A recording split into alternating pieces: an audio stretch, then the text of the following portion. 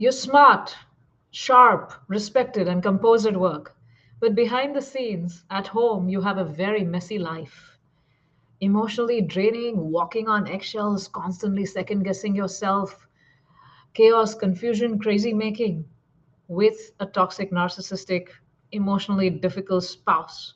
And whether you realize it or not, having a partner like that affects how you lead at work. Hello, everyone. I am Namita Purohit. I am a leadership and life coach, and I base my coaching on Eastern wisdom and Western psychology. I help high performers like yourself lead from the inside out with a very strong inner aligned core. And I also help high performers break free from toxic narcissistic relationships that drain them.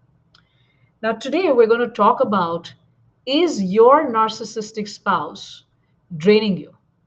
Is your toxic partner sinking your leadership potential? All the clients that I have served have experienced this fully, and that's why they've come, because they know their potential. They know who they used to be. They know how determined they were. They know how much they would get done, and they knew their aspirations.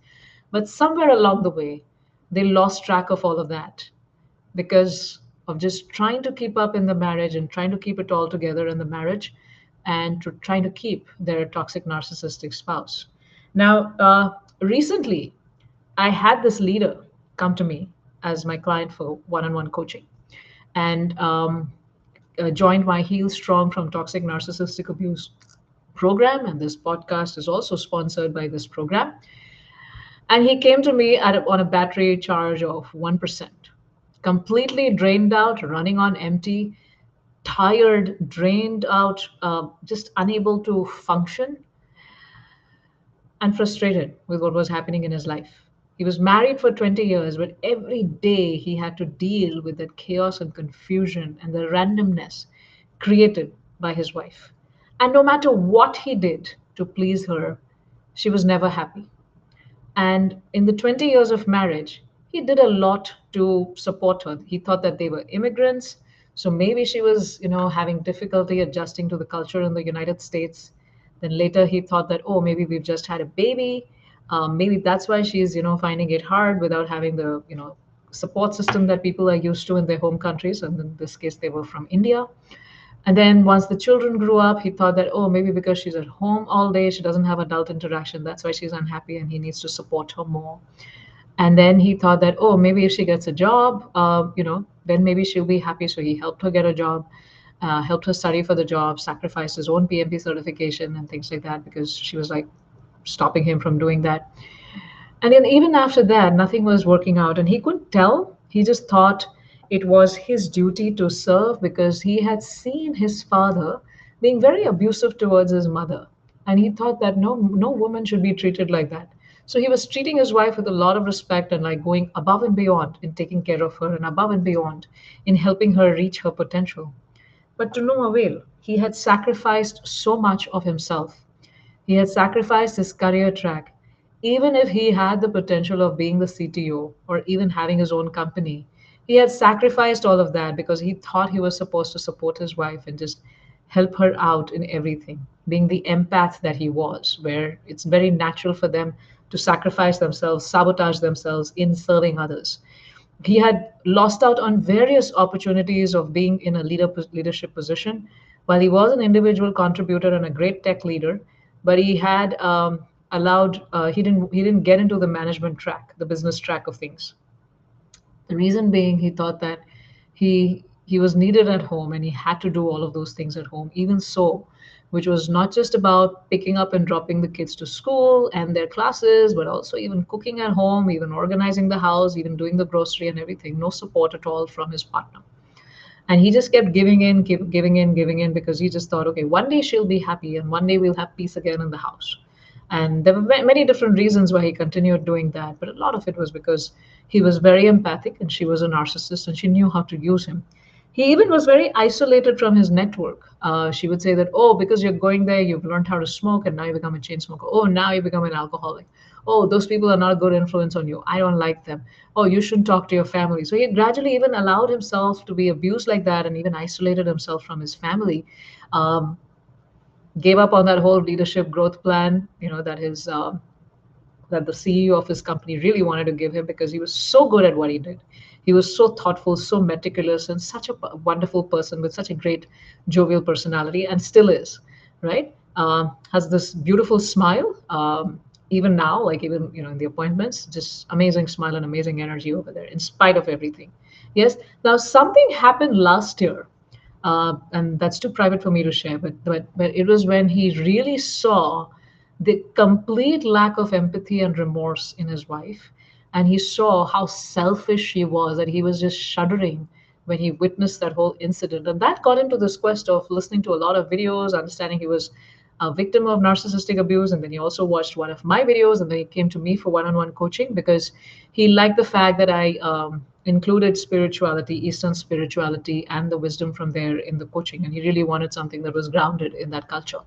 Now his peers had become CTOs and CEOs, and here he was working at half his potential, reporting to leaders who were not competent, and knowing all of that and still tolerating and dreading going to work every single day, and knowing how he was not where he needed to be. And he'd also become 30 pounds overweight. Now, what did he get in return with all of these sacrifices that he did? He got more complaints, he got more criticism, he felt that he was being treated as a credit card, and he had started dreading important dates. He said that there was always a disaster on any beautiful Indian spiritual festival, whether it was Diwali or Holi or anything of significance for them. All their birthdays and anniversary celebrations, there was always a tantrum. There was always something that would lead to a disaster. And he said that while it was his responsibility to, keep everyone happy and do those gestures at home, and he wanted to, but he still dreaded doing it. That, oh no, I don't know what's going to happen. There's so much trauma. And you would think that only women suffer from narcissistic abuse, but no, men suffer too. And do you find yourself in the story as you're listening to this, where how you feel sabotaged in your potential? You know it in your bones that what you're meant to do, what the success and glory you're meant for, but you suppressed all of that because you're trying to keep it all together at home. And that's the story of Miss Klein too. Now, why do they do that? Why do they keep criticizing you? Why do they keep you in control? Why do they isolate you? Why do they keep doing that? And they're still never happy. Is because they know your trait, that you will do anything and everything to please the other. They know that trait of yours. They know that trait of yours that you think that by your love somebody can be healed. So they misuse your humility, your tolerance, your sincerity, your forgiveness to keep you hooked. And the reason they keep criticizing you is because they don't want to lose you as their best supply. They thrive on that attention. They thrive on somebody doing all that for them. And they have nothing to give back to the other person. But you were a perfect supply for them because you're a high performer who's always trying to make things happen, who's always trying to keep things together, who's always trying to find a fix to all the problems that are happening. And they are relishing that. They're enjoying that. They're reveling in that because then they always have you around, and you're never going to, they need a spouse who's not going to need them but who'll do everything to keep it all together. And you were the perfect partner for them. Now, as I was working on this client, developed an action plan with him. One thing is, he already came in to me very aware that he was in a toxic narcissistic relationship. Many times I get clients who are like coming to me trying to make the marriage work so that they can grow in their leadership and career. And then as I work with them, sometimes I realize that it's not, the reason they come to me is because they're watching those videos. And then as we work together, I realize that it's been so hard for them to even name what they're going through. But this client of mine came very aware of everything, like what he was dealing with, but he still needed to work on himself. It's one thing to know stuff, but the other thing is to implement that and make those transformations in your life. So the first thing is I helped him see all those sacrifices that I listed out. Uh, they were not evident to him, that how much he had sabotaged his own growth, his own desires, his own aspirations, and his own growth as a leader just to keep things together at home. He hadn't seen that. And just to help him see that was a very big light bulb moment for him. And now I also worked on helping him set boundaries, do duties with boundaries, right? The hallmark of a good husband or a good wife is to do your duties and to be there for your family, but with boundaries. and also to take care of yourself. And the reason you take care of yourself is so that you can take care of others really well. So it's not selfish, but it's actually self care for being selfless. So helping him understand the pattern of what was happening. He'd heard a lot of videos, but he still wasn't able to see this pattern, this particular pattern. Helping him understand the pattern that's happening. And I hope as you're listening to this, you're able to see some of these patterns too in your own life, playing out in your own life. And then I also coached him to help him understand why he was stuck in these patterns. Like when I was recovering, like from toxic narcissistic abuse myself, I've been 14 years, I was stuck. The first thing that my mentor told me is you allowed yourself to be abused. You abused yourself. And it was felt pretty harsh when I met them and they said that to me. But actually, I think that was the greatest, most compassionate statement I'd ever heard in my life, because that actually gave me a lot of agency and it gave me a lot of uh, freedom actually to realize that no, if I am responsible for or allowing this abuse, or if I abuse myself, that means I can change it. That means I can do something about it. It's not in somebody else's hands. So help my clients see that too, that they had some characteristics in their personality that made them very vulnerable and susceptible to narcissistic abuse. And yes, definitely it was goodness of heart, but it was also a lot of wanting to please the other person, wanting to keep the other person so that they can have their love, not feeling loved, lovable enough, that they didn't value themselves in the relationship, and so many things. So I had to work on so many different layers so that he could come to point number one, which is duties done with boundaries.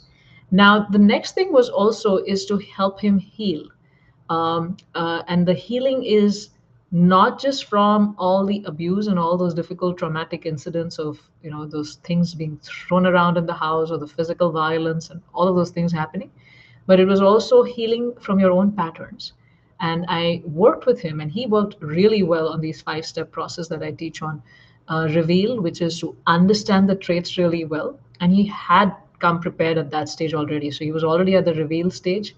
But then I helped him go through the heal stage, which is to heal his own vulnerabilities and to also heal himself from all the stuck trauma that was there in his body. There was something that had to do with their child, the way his wife treated them.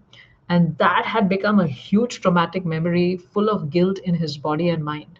And helping him recover from that, helping him heal from that, spot that, understand that. I did the 3-step heal, 4-step, the third step. And, in that we have 4 steps of heal, and then learning how to deal. How do I set boundaries? How do I do different, how do I not do certain things with them? How do I say no? How do I say yes? How do I not fall into their crazy making? How do I not give in to how they're trying to fool me, or how they're trying to hook me in again?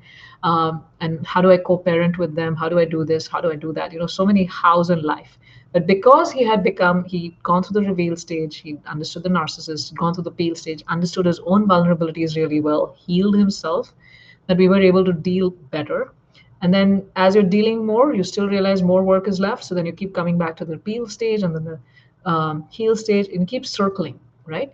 So done some considerable progress. And in the deal stage, he also had to learn one more thing, that as he was transforming himself and changing, it was reflecting in how he was dealing with his wife. And his wife was not used to this assertive husband who had boundaries and things like that. So the tantrums got really big at home, much bigger than they used to be. And learning for him to not give in to his old patterns just to keep the peace, because one of the things that empaths have is that, oh, I need to keep the peace. And I said, no, it's not your responsibility to keep the peace. Let their tantrum go on, and they will eventually get tired of it, and they'll realize that you're not the supply, and then they'll find some other ways to keep themselves happy. Yes. So helping him see all of that, and dealing with the partner's reaction to change, and then having a very solid goal focus. If you notice, the 5th step is zeal, right? And so that once you've healed, once you've learned how to deal, so that you don't so that they don't have the potential or the energy to pull you back, you need something very exciting in your life, that keeps you excited, that keeps your mind occupied, and that helps you shift your energy from all of this and trying to process all of this every single day towards something positive and something growth oriented. So having that goal focus for him. So now we're trying to work on growing back his career, with proper, with a proper networking plan, with a proper certifications plan, with a proper building those leadership traits plan from the inside out. And as he's overcoming all of these vulnerabilities he had towards a toxic narcissist and healing himself, it's also helping him show up stronger as a leader, as a subject matter expertise leader at work. And we're building on helping him get to the CTO level in the next year.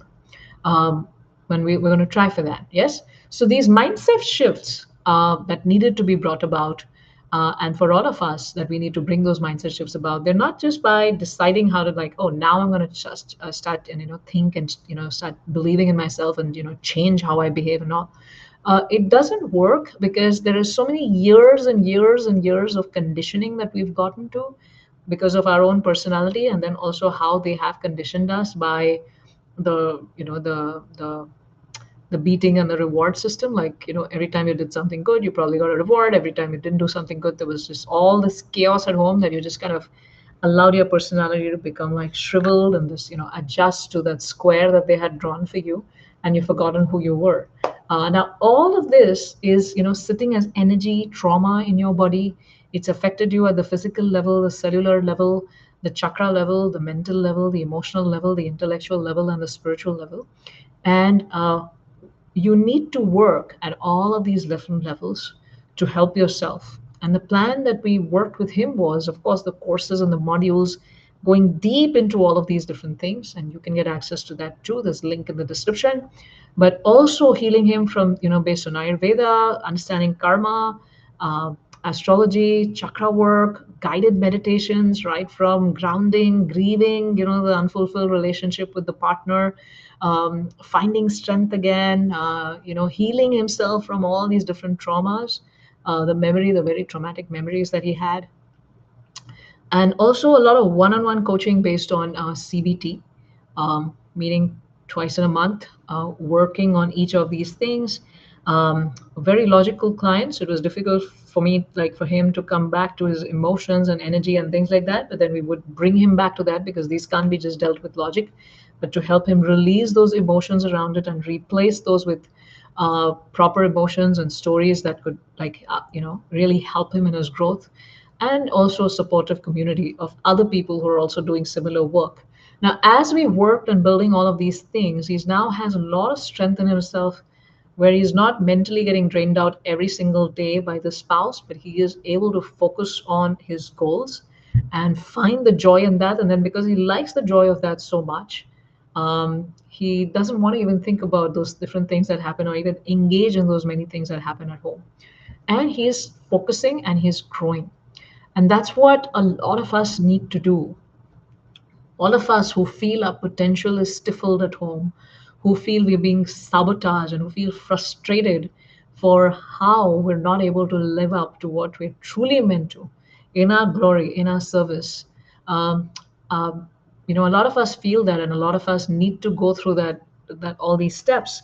And the first step is to realize that duty is done with boundaries. And that's one takeaway I'll leave you with, which is duties with boundaries. And then also this 5-step process that you can follow, which is to first understand the traits of the person you're dealing with and their patterns, to understand your own vulnerabilities. That's the peel stage. Then go through a 4-step process of healing where you're releasing all this trauma at the physical level, the energetic level, at the mental level.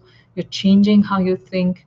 You're connecting with your spiritual nature, connecting with divinity. Then you're learning how to deal with them in different situations, right from managing your finances to health to family relationships and so many different challenges and parenting and all of that.